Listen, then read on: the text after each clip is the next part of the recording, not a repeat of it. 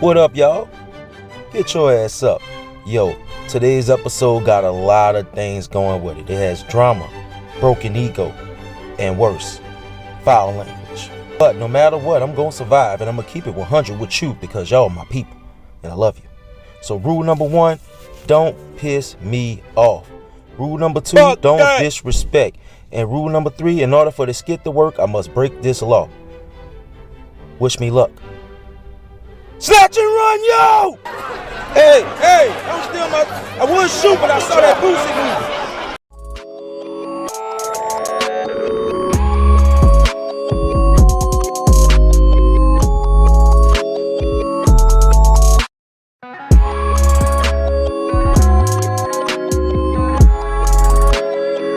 What's up, y'all? It is Chef 24/7. I hope y'all enjoying this season so far. And now it's time to throw a little sausage in that gumbo and heat it up. We about to get to a little bit of drama. I know y'all like drama. I personally don't. But hey, this day is very important to me. This day is my last day working as a restaurant worker. Over 27 years of working. I'm only 35. I could finally say goodbye. And what better way to say goodbye than feeding my squad? There's food in there. There's food in there. Yeah, so I'm about to go feed these cats and go work my last shift as a restaurant worker. Let's go. I'm smiling because I just worked my final restaurant shift ever. And it was beautiful. It was a good way to go out. I'm out of the restaurant industry. I'm going to continue to do catering, of course. But that restaurant stuff, your boy is done. But I am happy. I look at the journey that I've been through to get to that point, and it's done. I'm breaking here. Not too long after I finished shooting that, I found out my uncle passed away on that day, and it was difficult. You know what I'm saying? It's something that hit hard, and not knowing, unbeknownst to me, it triggered a set of events and a set of moods that will alter everything that's going on. And here we are, the stage of the drama, Shop Talk Battle of the Sexes episode. Now, disclaimer, none of this has to do with the people of Shop Talk. Shop Talk is not the problem. So let's not get that twisted, folks.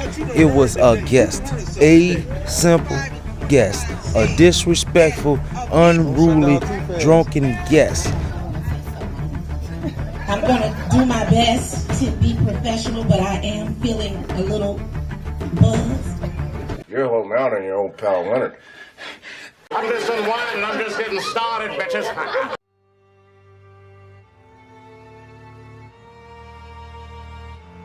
I'm sharing this because of the fact that I live a life of respect, and respectfully, I could have came out of my shell and been belligerent. It's to tell us what a solid relationship and marriage is. But even though I kept my composure and channeled these simple emotions of human pride that we have to respond respectfully, our culture will never become fully respected until we truly love and respect one another. And I hope that's understood. Yeah, I still got reservations surrounding the event, but not just because of the event, but it was also a moment that I became weak, and it was also one of many punches that knocked me out. So you wondering what it was?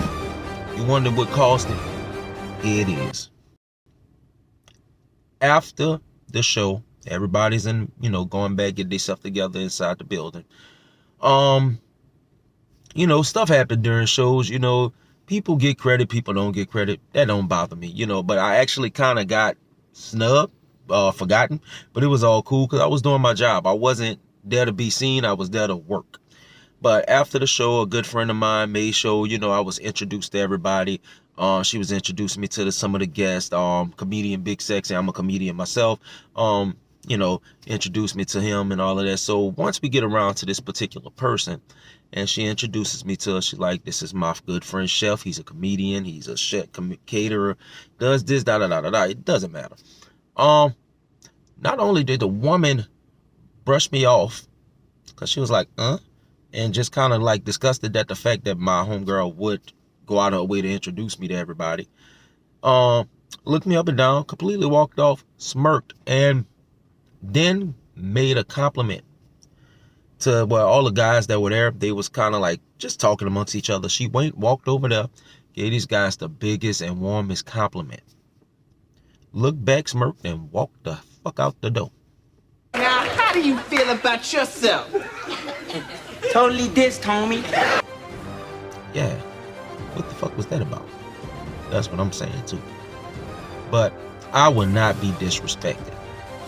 She mentioned on stage that all black men should be treated like kings. And as a black man and you as a black woman and you're my queen, but yet you disrespect me as a black man. What does that say about you?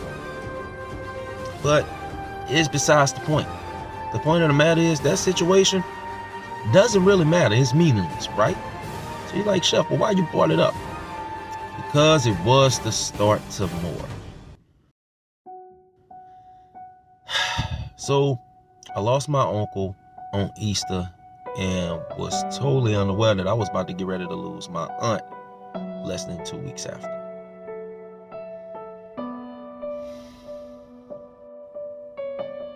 Still dealing with this one. After all of these events and then a little minor foolishness, I was broken.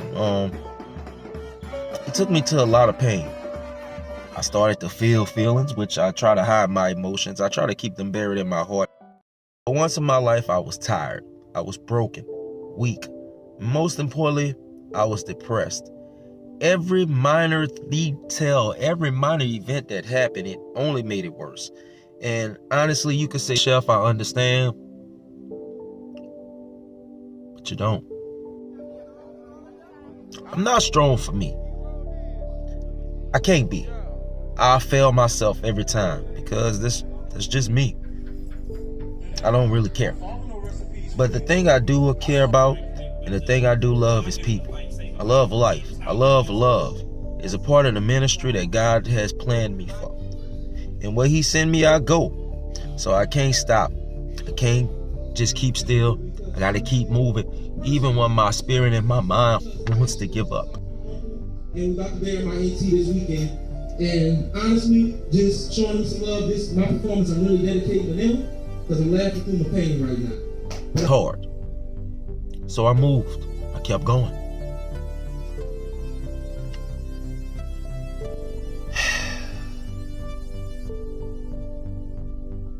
After dealing with the death of my ET and uncle,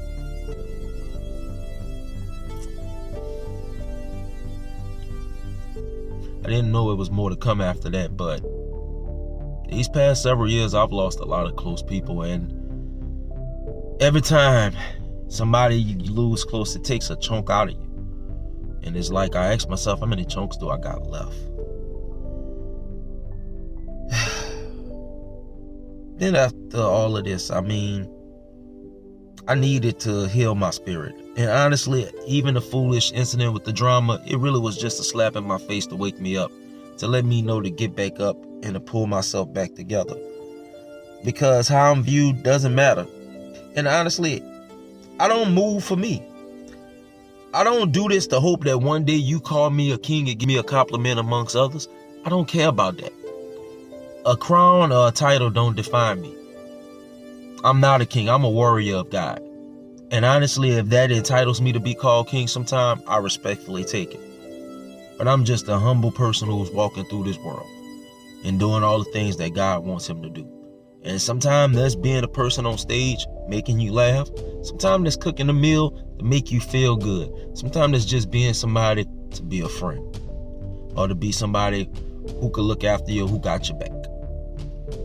That's who I am.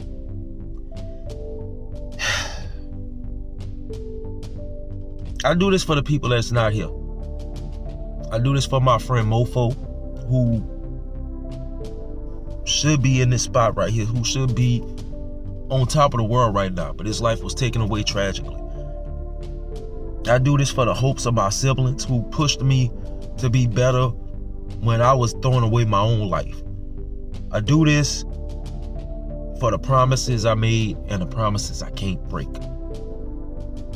I'm not Chef 24/7 by choice. I'm Chef 24/7 by design. What's up, y'all? It's Chef 24/7. I know this episode was very heavy oriented, but look, man, I need y'all to stop what y'all doing. Go put that like, share, subscribe on that YouTube at Infomux Media. That's INFOMUX Media, or Instagram at Chef 24/7 Comedy. We about to fly high. I appreciate y'all, and I thank y'all for the love that y'all give. Let's look at the preview of next episode. Long time and a lot of stuff that's going on in between, but we'll talk about that in between this episode. Chef is in Atlanta. You better believe it. You better watch out. In Atlanta, folks, get up!